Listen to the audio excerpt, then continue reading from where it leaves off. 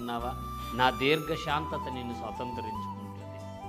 నీవు తగ్గింపు జీవితంలో ఉన్నావా? నా కృప హెచ్చిస్తూ నిన్ను నడిపిస్తుంది. ఆలోచించండి. ఏమండి, మానవులు మనమే దయ చూపలేకపోతే దేవాది దేవుడు మనకి ఎలా దయ చూపుతాడు?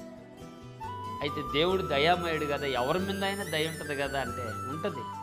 నిన్ను నిర్మించినందుకు నీకు నాకు ఈ భూమిని స్వతంత్రించుకునే భాగ్యాన్ని నరులు కలుగు చేసిన దేవుడికి దయ లేకుండా ఎందుకు ఉంది? ఉంది. కానీ ఎంతవరకు ఉందో అంతవరకే ఉంది. మనం ఎక్కువ ప్రేమిస్తే ఎక్కువ ప్రేమిస్తాడు, తక్కువ ప్రేమిస్తే తక్కువ ప్రేమిస్తాడు. ఇతరులు మనం ఎంత ఎక్కువగా ప్రేమిస్తామో, గౌరవిస్తాము, ప్రార్థిస్తాము, దేవుని కృప కూడా మమ్మల్ని ఎక్కువగా ఏమండి మిమ్మల్ని ఎక్కువగా స్వతంత్రించుకునే అవకాశం ఉంటుంది. ఆలోచించండి.